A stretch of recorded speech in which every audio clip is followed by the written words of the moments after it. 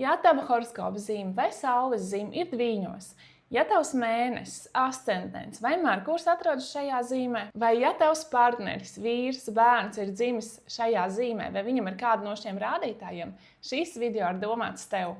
Pat ja tev nav nevienas planētas Dviņos, tavā natālajā kartē ir viena dzīves sfēra, kur izpaužās šī te Dviņu zīme. Bet to es pastāstīšu un parādīšu šī video laikā, tāpēc noteikti paliec līdz beigām, jo jau šodien tu varēsi uzzināt par sevi un saviem tuvajiem kaut ko jaunu un interesantu. Čau, mani sauc Liena, es esmu astrologs un praktizēju astropsiholoģiju. Astropsiholoģija palīdz savienoties ar savu potenciālu, atgriezties pie sevis, pie savas patiesās būtības, atrast savu dzīves ceļu un jēgu. Tā palīdz izprast un izzināt sevi, savus tuvos cilvēkus, kā arī uzlabot dzīves kvalitāti. Jo mūsu dzīvi mēs veidojam no mūsu iekšpasaules, tātad no mūsu uztveres, no mūsu darbībām veidojas mūsu ārējā pasaule. Šajā video mēs kopīgi apskatīsim un dziļumā izzināsim Dviņu zīmes arhetipu. Sapratīsim viņa motivācijas, lietas, kuras Dviņam liek justies patiesi dzīvam, kā arī svarīgākos uzdevumus un izaicinājumus Dviņa dzīvē. Protams, ir jāsaprot, ka horoskopa zīme, jeb saules zīme, ir tikai viens maziņš puzles gabaliņš visā lielajā, plašajā, komplicētajā astroloģijas sistēmā. Šīs puzles gabaliņš, protams, ir ļoti svarīgs, taču vēl svarīgāk ir visa kopaina, jeb visa kopā saliktā puzle. Un to mēs skatāmies konsultācijās. Lai izprastu kopainu, lai saliktu kopā puzli, mums ir jāsaprot un jāzina katrs puzles gabaliņš. Tāpēc, ja tu vēlies saprast, iemācīties, izzināt astroloģiju, tu esi pareizajā vietā, jo šeit es lieku un likšu daudz dažādu video, daudz dažādu izglītojošu video par šo tēmu – astroloģiju un astropsiholoģiju.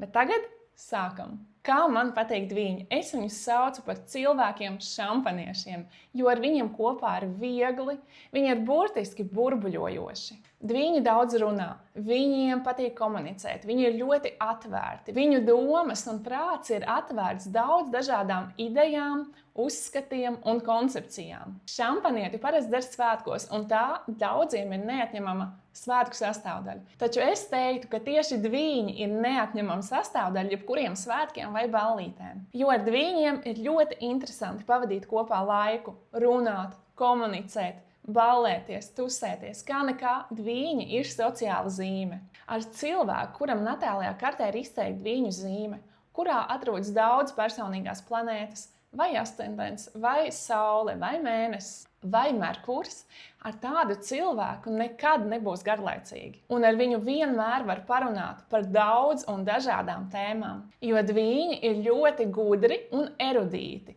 un tam par iemeslu ir viņu nekad neizsīkstošā zinātkāre. Dviņos ir šī maģija, gluži kā bērnā, kurš redz pasauli kā rotaļu laukumu, kurš ir vienmēr ziņkāris un aizrautības pilns. Un tas izskaidro, kāpēc Dviņi ir tie cilvēki, kuri nekad nenoveco. Jūs pazīstat kādu, piemēram, 70-gadīgu Dviņi? Tā nebūs kaut kāda tipiskā ome vai opis, kurš mājās āda zeķes. Paskatieties, cik tādam cilvēkam būs daudz hobiju, cik viņš būs kustīgs, cik viņam būs daudz draugi, cik piepildīta būs viņa sociālā dzīve. Ļoti iespējams, ka viņš vēl kaut ko mācīsies papildus, ies kaut kādos kursos. Dviņos ir šī te iekšējā vajadzība iegūt informāciju un zināt, izzināt. Un šeit ir divi attīstības līmeņi. Pirmais un zemākais ir vēlme zināt visu pēc kārtas, nešķirojot, sākot ar negatīvām ziņām, doomscrolling, beidzot ar dzeltenās preses tēmām, baumām, tankām. Un otrs vēlamais attīstības līmenis ir, kad cilvēks apzināti vāc informāciju, jeb izzina un mācās par viņam noderīgām un interesantām tēmām. Dviņu uzdevums dzīvē ir nepārtraukti mācīties, izzināt pasauli, gūt jaunus iespaidus un palikt vienmēr jaunam, cik vien tas fiziski ir iespējams. Nezaudēt šo te azartu un aizrautību par dzīvi, apzinoties, ka ir vēl tik daudz neizzinātā un brīnumainā. Dviņu iekšējā vajadzība ir iegūt ar vien jaunas zināšanas un informāciju. Līdz ar to dviņiem ir tiešām ļoti daudz intereses. Viņi ir kā astoņkāji, kuriem katra kāja vienlaicīgi nodarbojas ar kaut ko pilnīgi savādāku. Viņu dzīve ir multitaskings, bet, kā mēs zinām, cilvēka smadzenes nav spējīgas patiesi fokusēties uz vairākām darbībām vienlaicīgi, bet drīzāk ātri pārslēgties no vienas darbības uz otru, kas noveda pie mazākas produktivitātes. Un šeit mēs nonākam pie dviņu galvenā izaicinājuma dzīvē. Tātad dviņiem raksturīga ir šī savas enerģijas izkaisīšana, fokusa un disciplīnas trūkums, kas var novest pie sava patiesā potenciāla nerealizēšanas. Un tā, ka cilvēks dzīvē vienkārši sasniedz mazāk, nekā būtu varējis tad, ja viņš būtu patiesi nofokusējies. Respektīvi cilvēks, kurš, piemēram, 1 gadu pamācās vienā augstskolā, tad 2., tad 3. un tā arī nevienu nepabeidz, viņam būs virspusējas zināšanas, bet viņam nebūs eksperta zināšanas, viņam nebūs meistarība. Jo meistarību var iegūt tikai ilgākā laika posmā, koncentrējoties uz vienu lietu, fokusējoties uz vienu, veltot un ziedojot tai laiku un uzmanību. Un dviņu uzmanība ir ļoti viegli novēršama, jo vienkārši viņš vēlas izzināt un izgaršot un piedzīvot ļoti daudz. Tāpēc daudzas no dviņa interesēm paliek virspusējā zināšanu līmenī un hobiju līmenī. Un tam tā arī ir jābūt, lai dviņam būtu šis te laiks, fiziskā kapacitāte un mentālā kapacitāte paralēli nofokusēties uz vienu lielo dzīves projektu. Nu labi, 2. Respektīvi, dviņu galvenais dzīves izaicinājums ir nelēkāt no viena projekta uz otru, bet uzdāvināt sev šo te dāvanu, kļūt reāli zinošam, kļūt par ekspertu, kļūt par meistaru kādā konkrētā jomā. Protams, dviņiem tas nenāk tik vienkārši. Viņiem ir grūti nosēdēt uz vietas, viņiem nepatīk vienveidība, garlaicība. Tāpēc ieteikums ir piepildīt savu dzīvi ar daudz dažādiem interesantiem hobijiem, ko var un ko arī vajag mainīt un dažādot. Nu, tālāk ir tāda sajūta, ka dviņas dzīvo no sirds. Un, protams, atrast tādu lietu, par ko tev tiešām deg acis, un kur tu vari nofokusēties un kam tu vari veltīt arī savu dārgo laiku. Audzējot savu pieredzi, audzējot savu ekspertīzi, audzējot savas zināšanas. Starp citu, ja dvīnim natālajā kārtē ir izteikta vērša, mežāža vai skorpiona zīmes, tad viņam būs vieglāk uzbūvēt kaut ko reālu un ilgtermiņā paliekošu. Dviņu zīmes pārvalnieks ir Merkurs, tā ir komunikācijas un intelekta planēta. Dviņu talants ir runāt, komunicēt, izmantot valodu. Tāpēc dvīnis ir dzimis komersants, kurš var pārdot jebko. Protams, šis talants ir izmantojams daudz dažādās profesijās un jomās. Piemēram, daudzi dviņi raksta grāmatas vai kļūst par pasniedzēju. Viņu superspēja ir domāt ļoti ātri, vairākus soļus uz priekšu. Un viņi spēj ļoti ātri rast risinājumu problēmām. Dviņa galva burtiski kūp no visa tā, kas tur ir iekšā.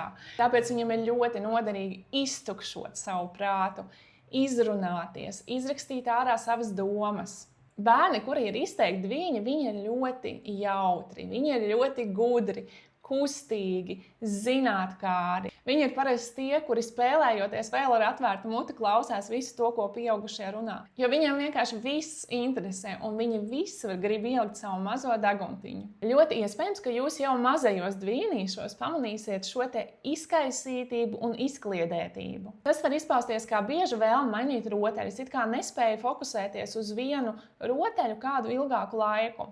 Un tāda kā lēkāšana no vienas lietas uz otru. Piemēram, nedaudz pataisīt puzli, nedaudz pazīmēt tajā pašā laikā, nedaudz pataisīt Lego. Kā arī vēlme mainīt pulciņus, piemēram, intereses pazaudēšana un pārslēgšanās uz kaut ko citu. Un tieši bērnība ir tas laiks, kad dvīnim arī vajag atļaut un iedrošināt viņu mēģināt daudz un dažādas lietas, lai dvīnim pieaugot jau izkristalizētos tas, kas viņam patiešām patīk, lai viņam būtu vieglāk. Nereti vecāki bērnam spiež iet pulciņā apmēram no sērijas, ja jau tu iesāki, tad tev arī jāturpina. Nu nē, dvīnim tās būs mocības. Ar dviņu bērniem vajag daudz runāt, vajag izzināt pasauli, ne tikai kopā rotaļāties, bet arī piedāvāt viņam piedalīties daudz dažādās aktivitātēs, lai viņš redz visu, lai viņam ir daudz jaunu iespaidu. Dviņu simbols ir divi cilvēki, dviņi, kas simbolizē dualitāti. Tāpēc nereti dviņi iekšēji var izjust divas pretrunīgas vēlmes. Viņi vienlaicīgi var izjust šos te divus stāvokļus, jā un nē, gribu un negribu. Tāpēc viņiem var būt grūtāk izlemt. Tas ir tā kā reizē, piemēram, gan gribēt būt attiecībās, gan arī vēlēties būt brīvam un bez saistībām un negribēt būt attiecībās. Dviņi ir gaisa stihijas zīme, un gaisa stihijas zīmēm ir vajadzīga brīvība un kustība, dinamika. Tāpēc dviņiem var būt grūtāk uzņemties saistības, jo, kā jau es stāstīju, viņi ir ļoti daudzpusīgi un viņiem patīk, ka viņiem ir daudz opcijas. Attiecībās dviņas labi jutīsies ar cilvēku, kurš nav privāti īpašniecisks, kontrolējošs un ir gatavs dalīt dviņu uzmanību ar dviņa daudzajām interesēm, hobijiem un draugiem. Un jā, dvīnis ir tas, kuram parasti ir ļoti daudz draugu. Ja vien viņa natālajā kartē nav kādu kautrīgāku un introvertāku, privātāku zīmju ietekmes, kā piemēram Vēzis un Skorpions. Ja tu vēlies piesaistīt dviņu uzmanību un iekarot viņa sirdi, tev jāzina, ka dviņu afrodiziaks ir smadzenes. Tev jābūt interesantam ar savām personīgajām interesēm, nodarbošanos, hobijiem. Tā, lai dvīnim ir interesanti tevi izzināt. Jo atceramies to, ka dvīni aizrauj tas, ko viņš vēl nezina. Un jo daudzpusīgāks būs dvīņa partneris, jo dvīnim ar tādu cilvēku būs patiešām interesanti, un viņš ilgāk spēs noturēt savu uzmanību. Laba sadarbība veidosies ar citām gaisa zīmēm, kā arī ugunszīmēm. Jo gan gaisa un ugunszīmes ir par brīvību, kustību un dinamiku. Izteiktam dvīnim izaicinošāk attiecības var būt veidot ar tādām ļoti sazinātām zīmēm, kuras dvīni grib pārāk noturēt pie zemes, piemēram, Vērsi. Kā arī privāti īpašnieciskām zīmēm un tādām emocionāli ļoti intensīvām zīmēm, piemēram, Skorpionu. Jo izteikts dvīnis, viņš nav emocionāls, viņš ir analītisks. Piemēram, ja cilvēkam mēnesis ir dvīņos, tad var būt tāda sajūta, ka viņš nav emocionāli iesaistīts šajās attiecībās. Viņš pat pats var nezināt un nesaprast, kā viņš jūtas, kā viņam ir jājūtas, jo viss no sākuma tiek izlaists caur šo te procesoru galvā, meklējot, kādas ir pareizās vai piemērotākās jūtas. Protams, jāņem vērā, ka labas sadarbības pamatā nav tikai saules zīme. Saules zīme, kā jau mēs runājam, ir tikai viens maziņš pūzles gabaliņš. Jo, piemēram, romantiskajās attiecībās labu sadarbību parādīs kaut kas cits. Bet tagad es tev parādīšu un pastāstīšu, kā jau tagad tu vari uzzināt par sevi vai saviem tuvajiem kaut ko jaunu un interesantu. Un paldies tiem, kuri ir palikuši ar mani līdz šim brīdim. Paldies par jūsu atbalstu, par jūsu īkšķīšiem, par to, ka pierakstieties šim kanālam. Es ļoti ceru, ka katrs varēja iemācīties kaut ko jaunu un paņemt kaut ko vērtīgu sev. Tātad, kur tavā kartē ir dviņu zīme? Es šeit ielikšu mājaslapu, lai tu vari nopauzēt video un izdarīt savus secinājumus. Tajā mājā, kur atrodas dviņu zīme, tur tajās divas sfērās tu vēlies mainīgumu. Un tev ir garlaicīgi, ja tur nekas nemainās, ja tur nav dinamika, ja tur nav kustība. Piemēram, ja tava 7. māja ir dviņos, tad tev var būt tāda tendence bieži mainīt partnerus. Un tu vēlies, lai tavas partneru attiecības būtu balstītas komunikācijā. Tas tev ir svarīgi. Tev vajag, lai tavs partneris būtu gudrs. Vai arī, ja tava 6. vai 10. māja atrodas dviņos, tad darbā un karjerā tev būs nepieciešama brīvība un kustība. Respektīvi, vienveidīgs darbs no 9 līdz 5 ar daudz rutīnu, tas var nebūt par tevi. Un ļoti iespējams, tev ir vairāk nekā viens darbs un vairāk nekā viena nodarbošanās. Vai varbūt tava 4. māja dviņos, un tu iespējams bieži pārvācies, vai varbūt tev pat ir vairākas dzīves vietas. Un tev ir svarīgi, ka tavās mājās ir daudz gaisa un telpas, kur tu vari brīvi kustēties.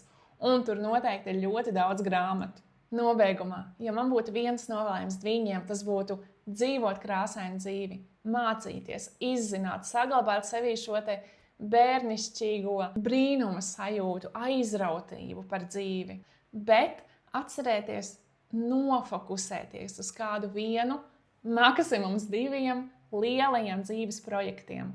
Paldies, ka skatījies! Un noteikti aizēj noskaties arī pārējos video par strēlnieku, par aunu. Jo katram cilvēkam natālajā kartē ir visas 12 zīmes. Un katra zīme izpaužās kādā konkrētā sfērā. Un to es stāstu pilnīgi katrā video. Tāpēc pat, ja tu domā, ka video par aunu vai strēlnieku, piemēram, nav par tevi, tas ir par tevi, jo tāpat kaut kādā veidā šī zīme izpaužas tavā dzīvē. Un ļoti iespējams, ka tev ir kādas svarīgas personīgās planētas šajās zīmēs. Tiekamies jau nākošajā video un ieraksti komentārā, kādu nākošo zīmi tu vēlies, lai es apskatu. Čau!